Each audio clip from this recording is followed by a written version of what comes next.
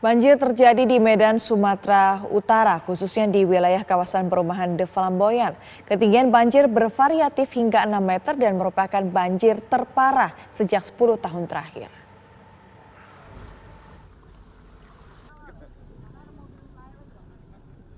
Banjir dengan ketinggian bervariatif 3 hingga 6 meter terjadi di Medan, Sumatera Utara.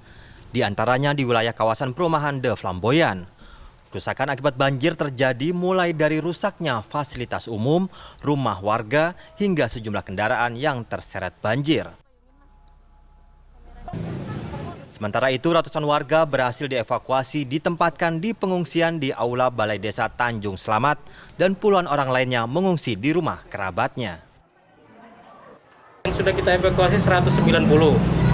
Cuma tadi ada juga yang sudah lebih kurang 60 ya, 60 orang dijemput oleh keluarganya, mungkin dibawa ke rumah keluarganya yang bukan di tempat tadi ya, di tempat lain.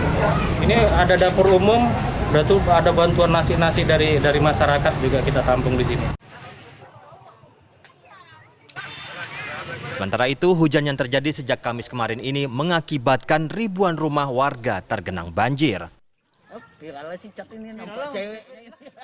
3 lokasi terparah di antaranya di kawasan bantaran Sungai Deli, Baburan, dan Sungai Belawan.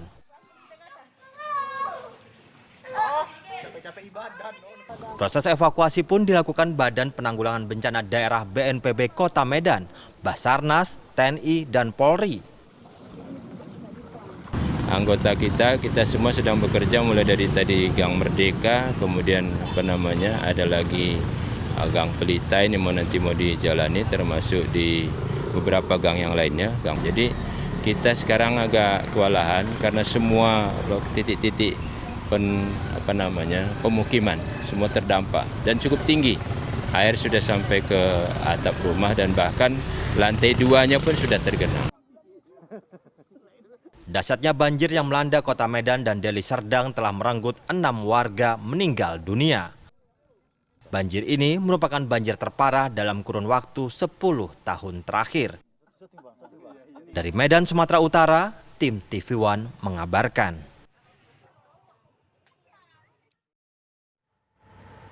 Untuk mengetahui informasi terbaru, kita sudah terhubung dengan Nur Raidi, Kepala Posko Pengungsi Tanjung Selamat, Kecamatan Sunggal, Deli Serdang.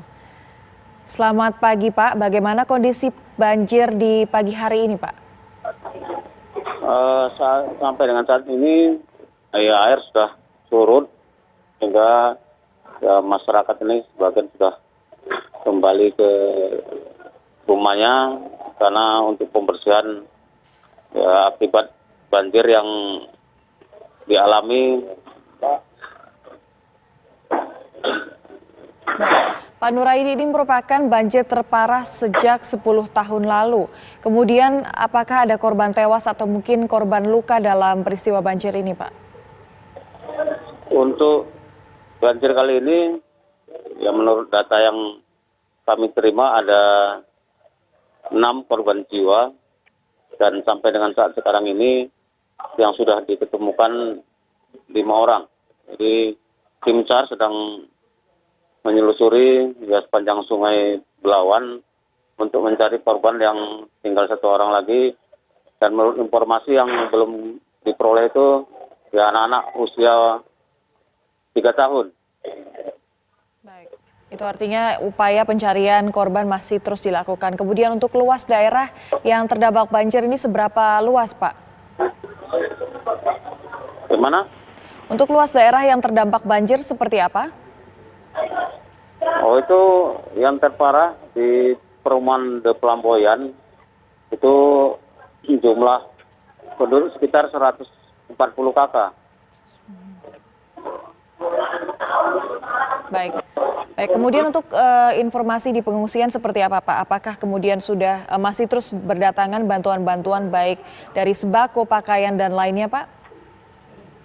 Ya sampai sekarang ini ya dengan partisipasi masyarakat, ya kebutuhan para pengungsi ya kita upayakan baik dari pemerintah maupun ya pihak masyarakat yang mengetahui korban banjir ini, ya mereka ya rame-rame memberikan bantuan ya baik itu pakaian yang layak pakai ataupun nanti yang mereka tidak miliki, kita upayakan dari pemerintah untuk memenuhi kebutuhan yang mereka butuhkan saat sekarang ini. Kemudian ya kami juga menyediakan posko kesehatan karena memang dalam kondisi banjir ini ya tentunya ini kami antisipasi.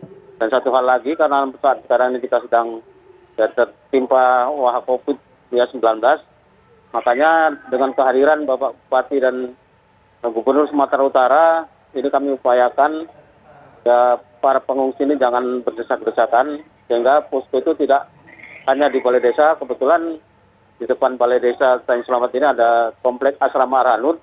Mereka punya aula, maka sebagian dari pengungsi ini kami tempatkan di aula Arhanud supaya menjaga protokol kesehatan. Baik, terima kasih banyak Pak Nuraidi atas informasinya. Kita harapkan semoga keadaan kembali seperti semula dan upaya pencarian korban bisa berjalan dengan baik.